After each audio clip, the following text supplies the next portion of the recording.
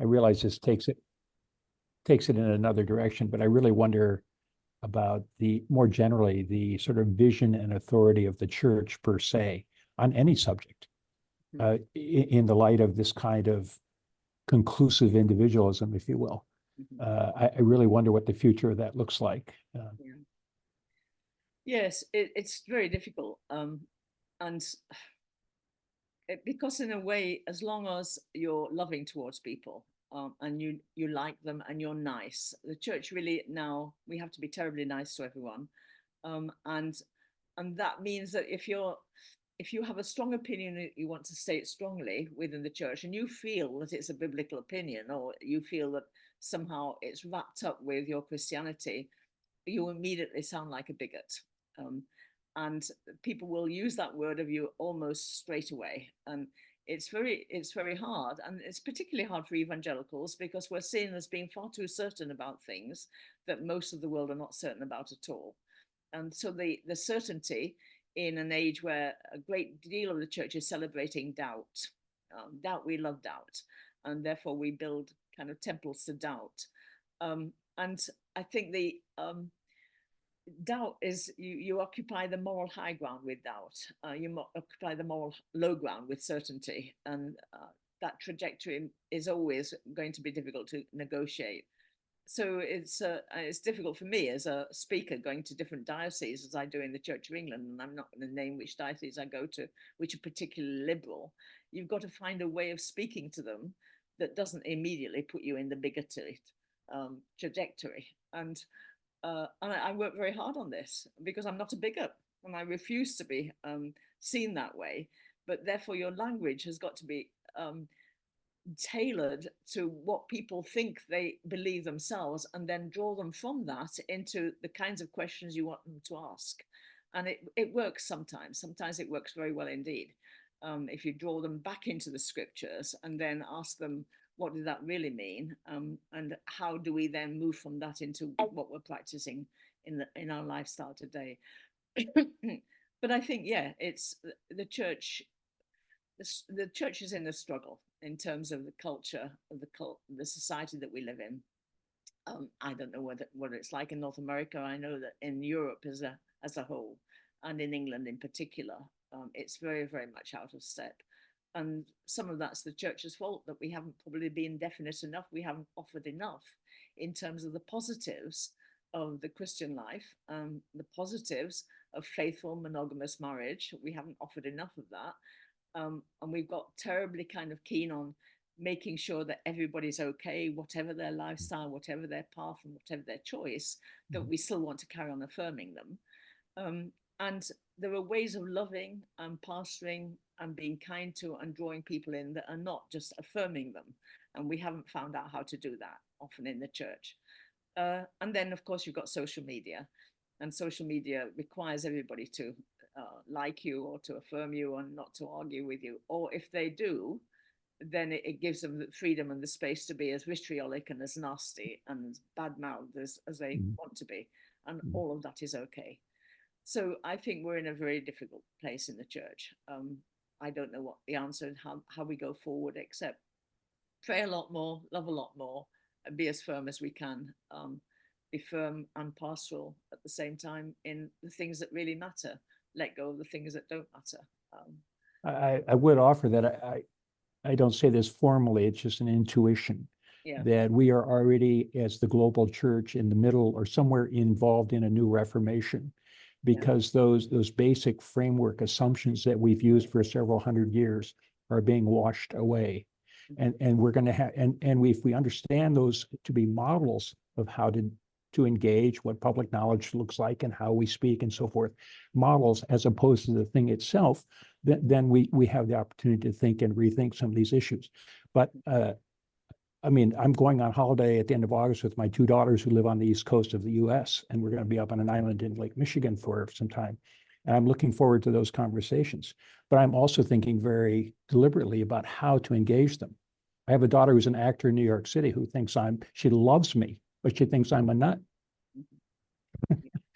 And so I'm intending to explore with her how she thinks about these things, and how this works out and so forth. So it'll be interesting.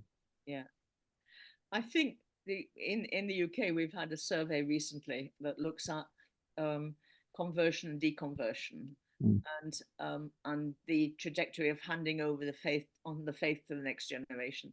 And I can't remember if somebody's seen this, they can correct me on this, but I think the statistics were that of the people who were brought up in a non-Christian household where there wasn't any relationship with the church or with the scriptures or whatever, 95% of them stay in that mindset as they grow old and go into maturity.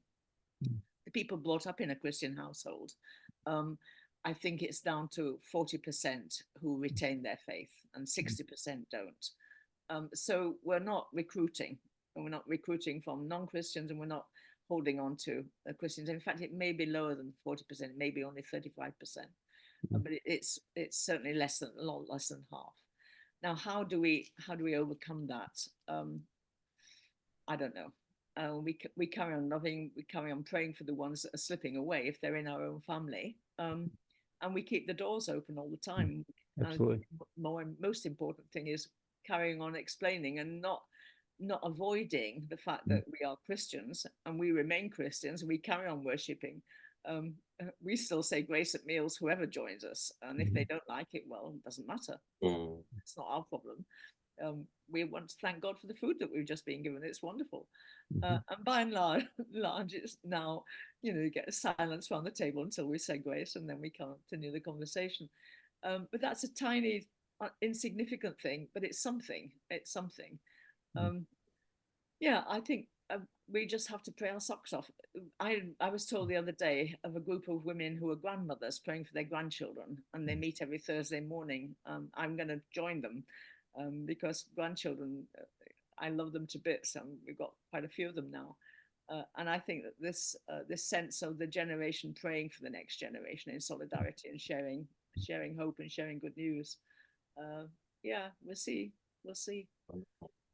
It works. It definitely works. That's great. the truth. It definitely works. Thank you. So that's all you need to know. I was thinking what you said, Elaine, about radical. I was very amused by the story of how radical feminism created that detachment of culture from sex, and then, oh dear, it's all got out of control, and getting interested in biology again. I love that, because in my writing in psychology, I'm constantly on that dialectic of trying to keep the two together in tension. And so, yeah, that was really interesting. But I was thinking, well, in the families we've met where there's a tension between the generations, that I feel that the answer is, in some ways, it's classical feminism, because the older generation are pre-feminist. We've got a lot of blokes who are just used to doing their own thing, have never heard the message of feminism and don't think it's Christian. And then the young people are post-feminist. They've come beyond, all of that's been taken for granted, and they're answering a question that the parents have never asked. So it seems to me that the compromise is what you've been offering for the last 50 years. It's just that the world needs to catch up with Elaine, Well, that's the most flattering thing I've heard for a long time. Elaine, do you want to ask a question? But actually, what is interesting is that, so I find that young Christian feminists, some of the women I mentored when they were much younger, university and so on, have taken a very different trajectory from where I am. So I was arguing with one not long ago, a month ago, who really thought that my focus on prostitution was all wrong, that I really ought to be fighting for prostitutes' rights, for them to have a charter of rights, proper conditions of work, for it to be put into the society, that we don't completely decriminalize, no regulations and so on, because surely this is a women's issue. If a woman chooses to do what she likes with her own body, she chooses to actually make sex selling her career, what right are we as Christians to say, no, that's not a good choice, you can't choose that way? And it's back to choice again. And it's taken me a long time with young women who have that mindset, even when they're Christians, to point out that, yeah, there may be 10 women who have that 10 women who are prostitutes, who are career prostitutes, who are really choosing to do this with their own bodies, because it's what they want to do. But for every 10 of those, there are 10,000 women, maybe more than that, who are in prostitution, who do not choose it and don't want to be in it, and are saddled with it and would do anything to get out of it, but it's their only way of earning a living given the situation they're now in. And I think that therefore the radical feminists kind of real vehemence about prostitution, not to criminalize a prostitute, let's not do that, because it's not their fault. They have been sold into prostitution by some pimp somewhere, or got there because of the being violated in their teens or whatever. There's a whole range of trajectory, or being actually addicted to drugs, and this is a way of getting drugs and so on. But to get rid of the whole idea, the aim of radical feminism is to exterminate prostitution, is to actually get rid of it.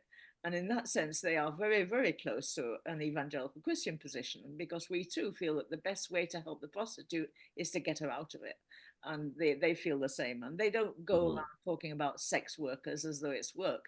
They talk about prostitution as though it's a violation of women's bodies and women's precious bodies, that they ought not to be lobbed in this way by people wanting to buy sex. So the whole Nordic model, and I think this is interesting too, how it's reflected in law, the Nordic model that makes the buying of sex illegal, not the selling of sex, as the one that they're pushing very hard. And you'll find that very strongly in radical feminism. So it goes along with the position on transgender. It's the same kind of thing. And in many ways, the link between them and us gets stronger, and it is easier to work with them. And I find that that's a possibility. So when you talk to young Christians about prostitution, and just show them, point out what it's like to be a prostitute, because there are lots and lots of stories now, lots of people explaining what it's been like all their lives, and there are lots of groups of women who are coming out of prostitution and joining Christian groups and so on.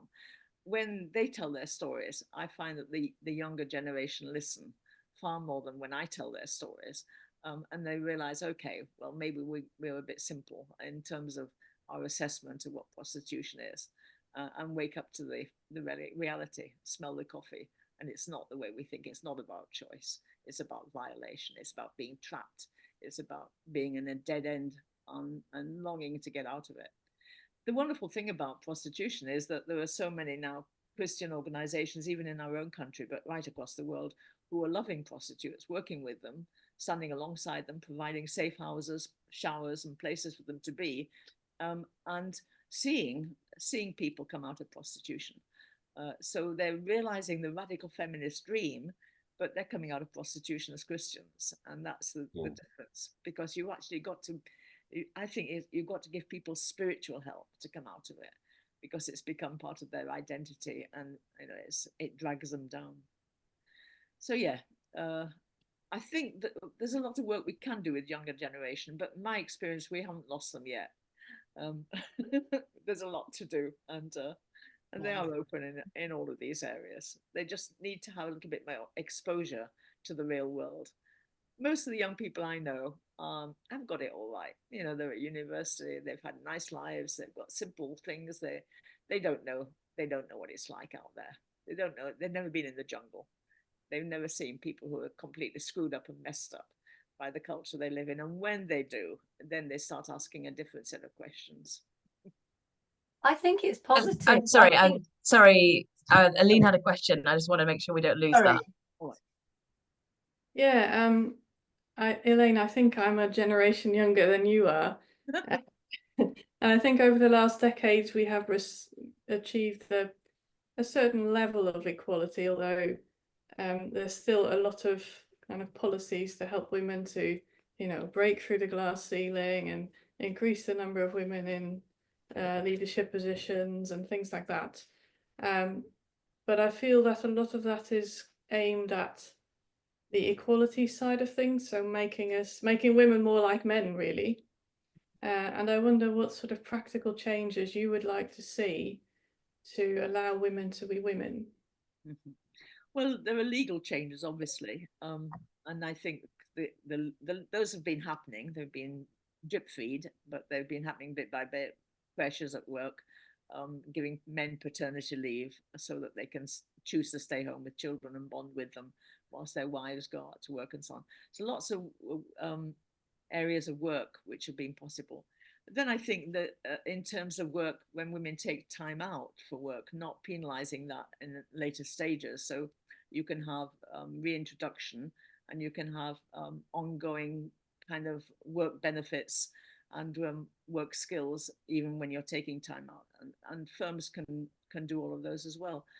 So I think some of those have happened, but it's also changing the culture of work, but the culture of leadership, the culture of leadership, and even the culture in the church, church leadership, and things like preaching and so on. I mean, I tried to, when I was teaching theological students homiletics and trying to teach them to preach, I was trying to help the women to find their own voice in preaching rather than just preach like a man. Because they all felt at this particular college, because it was a college that was renowned for its preaching skills and teaching preaching, that they had to preach in a certain kind of authoritative, really proclamatory way. And actually, we don't have to preach like that at all. And so, but nor do you have to do kind of kitten and furry things as a woman just to show that you're a woman. I mean, that you can go the other direction and it can become just painful because it's irrelevant and so on. So, but I think finding your own voice as a woman, whether or not it's in work, whether it's in preaching, whether it's in communication, whether it's in relationships, is something very, very important. And there has been a lot of change, a lot of improvement, but there's still an awful lot to do. And I think the final thing is that we still haven't ever, we haven't finished with what Deborah Tannen was telling us 30 years ago about communication and learning how men and women communicate differently. Now, whether this is due to biology, which I doubt, culture, which it probably is, or centuries of women doing things together and cohorting together and sharing the kinds of things together, and men doing things largely functionally together, but not emotionally together. I don't know. I don't know why men and women communicate differently, but giving space for women's communication rather than writing it off as boring or household or of no consequence.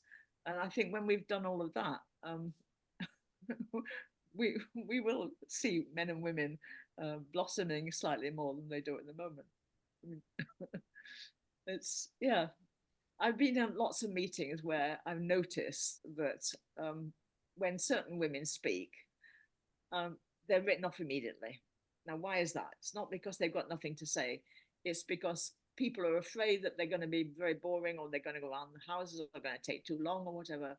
And so they're impatient. They don't want to listen to them. Now, what's needed there is for that woman to learn to speak properly, so she doesn't have to go right around the houses, to have the confidence not to have to do that, but also for the other people in the group to learn that it's okay for people to do that if they need to, or to have rules that everybody can endorse. So I just think that there's a lot to do in terms of our gender differences, getting closer together, but also giving space to them. And there's quite a bit of way to go yet. Yeah, thank you. Barbara, do you want to? Yeah, I was very interested in the way you defined justice, allowing people, women to be who they are, but in the context of, you know, similarity, difference, complementarity, union. So a lot of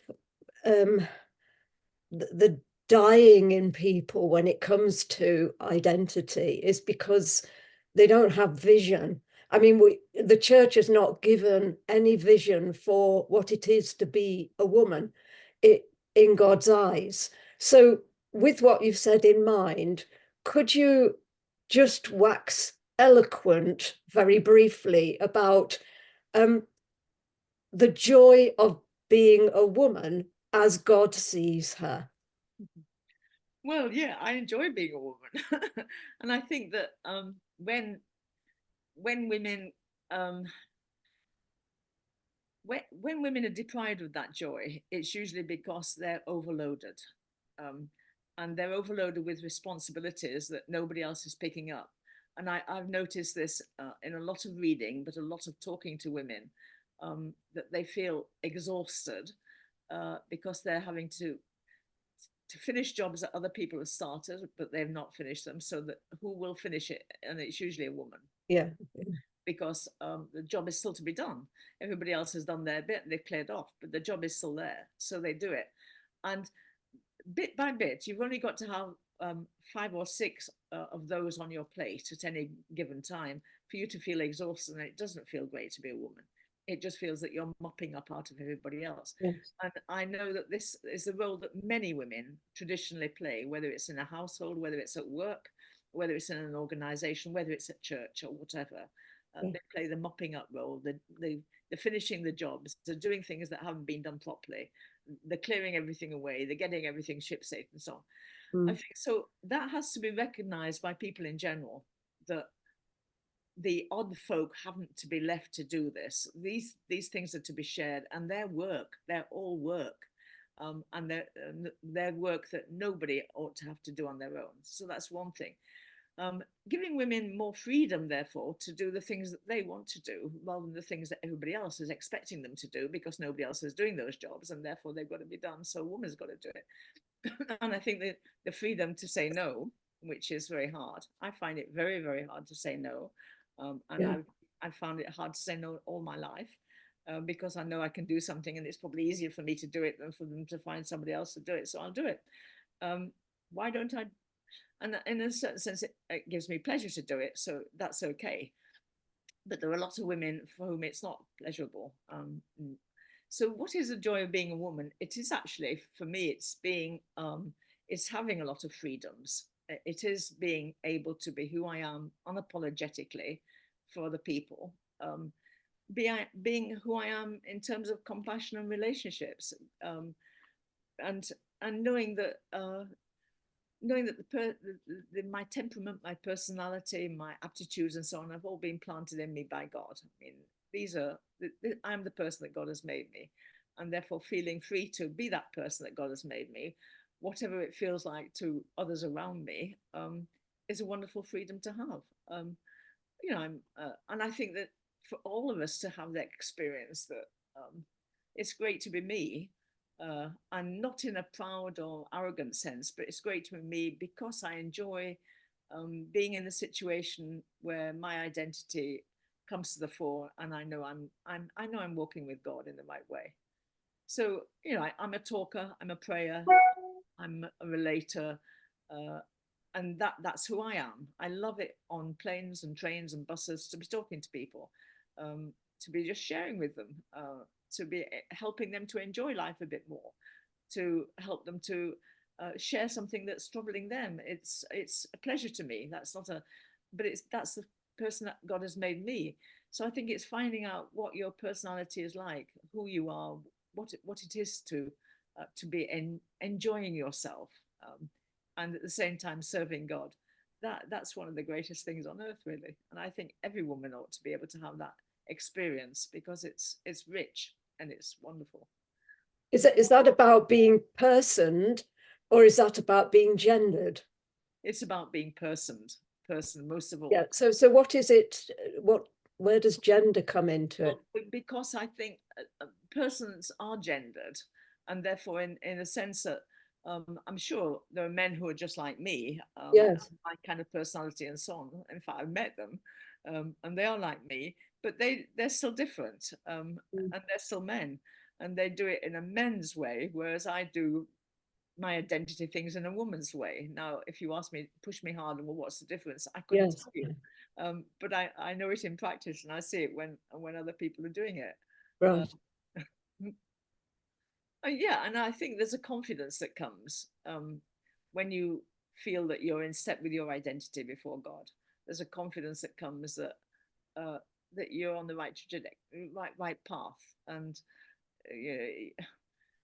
it really doesn't matter if you do something wrong or if you make a mistake here, because that will be okay. God can cover that, and you can pick up and carry on being who you are.